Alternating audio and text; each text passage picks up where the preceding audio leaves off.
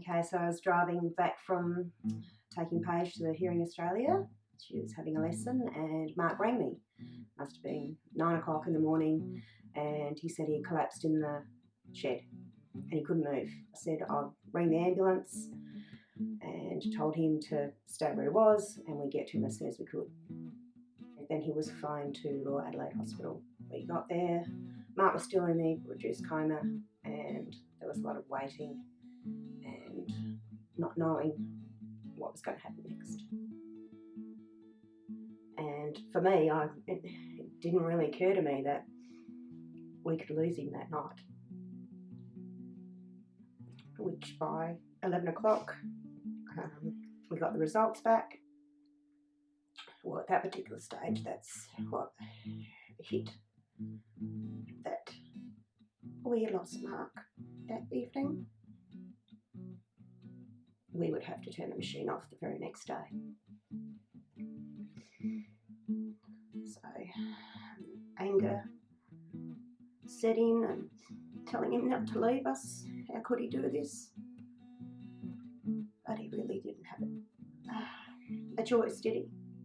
Going home to tell your two kids that they'd have to go and visit a hospital and say goodbye to their father. Took the children and told them that their daddy would never be coming home. That's something that no mother needs to be telling their 4 and 6-year-old, that their father will never see them again. The community was in mourning. Yeah, it's a big loss. The children, I don't know how they could really grasp that at such a young age. And even me as a 37-year-old, who wants to be a widow at 37? Not me. Wasn't fair. Well, the hardest probably adjustment was to actually really believe it was true.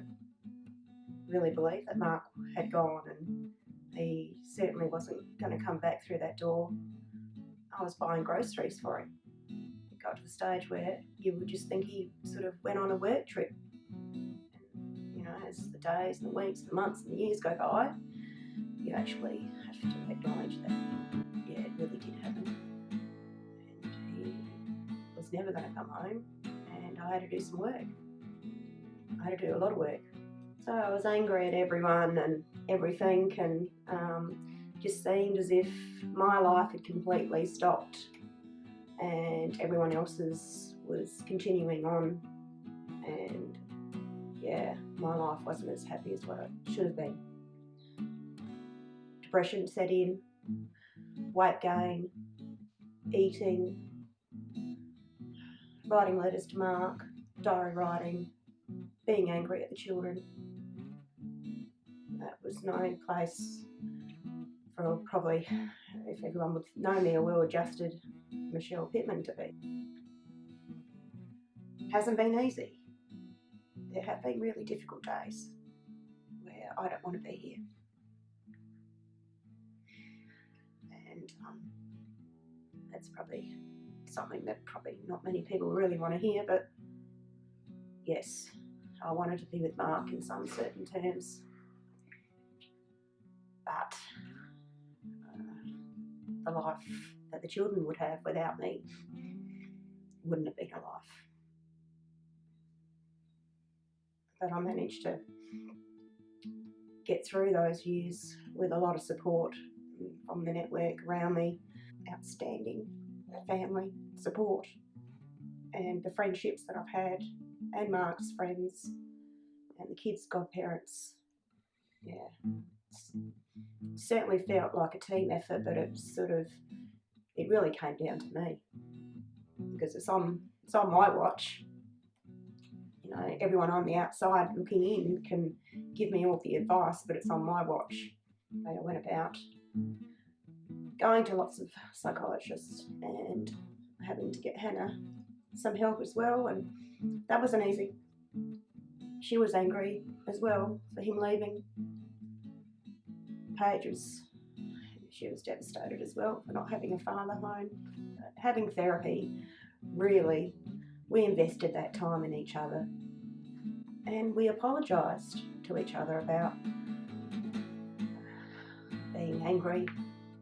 For me, most part, I was angry that I was doing this alone. Hannah got through psychology pretty well.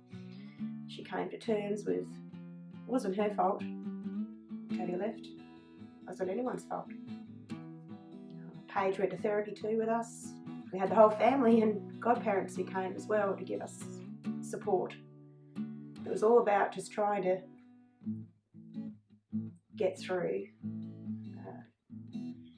an event that we could never go back and erase. So we had to keep moving forward. The children really embraced the community, and the community embraced them and myself, whether it be Freeling, Tanunda or Kapunda.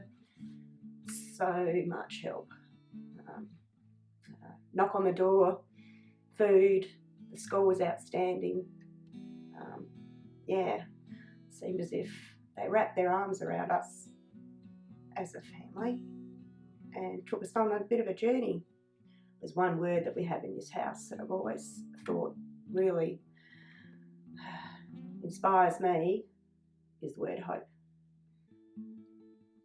Hope to get through the day, the week, the months and the years without Mark. And yes, we've done it. We're stronger than ever as a family that maybe have gone through this. No one's to really know, are they? How you deal with situations, but we've come a long way in 12 years, and we may be better people. We certainly are a beautiful family. We're a family of 3 fine, strong young women that really embrace each other, and the fact that the big hope and the love we have and share will get us through anything. What can we change? I know we'd love to change it. I write Mark a letter every year about this time. It takes me about 4 weeks to write it, and he's got 12 letters each year just telling him how we're going. I think we just took one year at a time and really supported one another through everything. I don't know, I think sometimes I can't really tell others that how it's actually impacted me, because I'm not that type of person to want empathy from other people. I guess I just don't want people to feel sorry for me. Like everyone goes through stuff in life, whether it's, I don't know, losing someone or just having a bad day. Like, I know it's not the same comparison, but everyone has hard situations in life, and I guess that everyone has their own stuff to deal with, so I don't want my problems to fall on someone else to worry about, I guess. Yeah. The love that we have for one another will always be there. I know it will. And the stuff that we've been through have just brought us really close together. We love each other dearly, and we're really open with each other. We've had a lot of time to reflect and gather our thoughts and talk about things openly and honestly, and I think keep those avenues of communication open, and nothing's off the table here. I'm the only parent. It's quite hard to parent by yourself, but I'm doing the best job I can.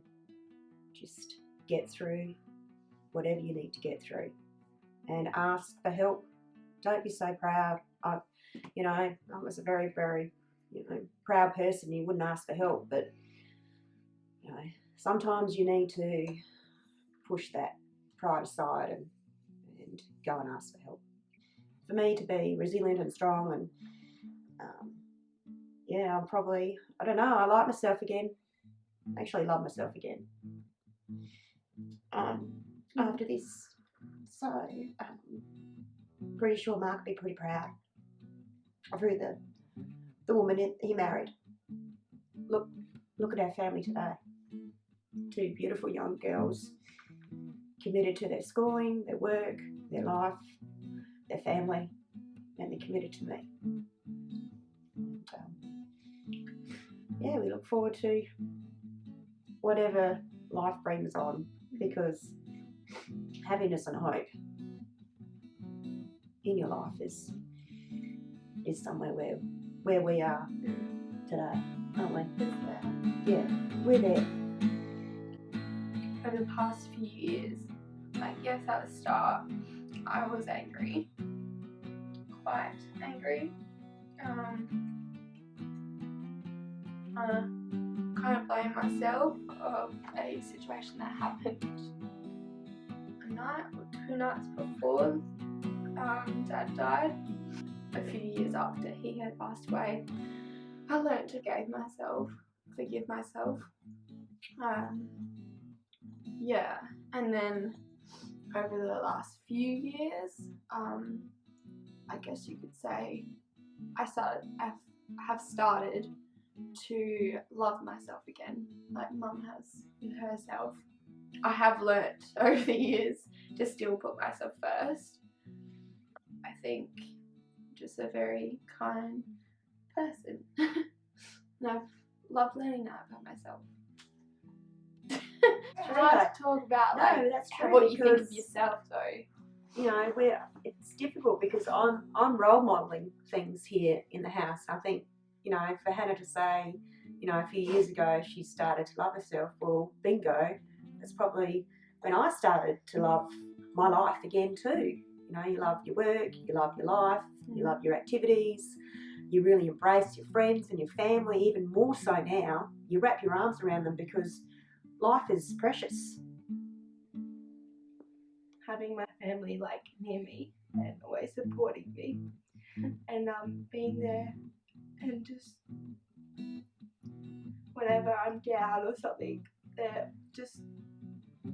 here to like make me happy and just be there for me because we love you. Yes, we love you. And yeah, love you too. Just be there for each other, and just you have a fight there and then, or something will go wrong, but just come back together and just be there for each other no matter what you go through.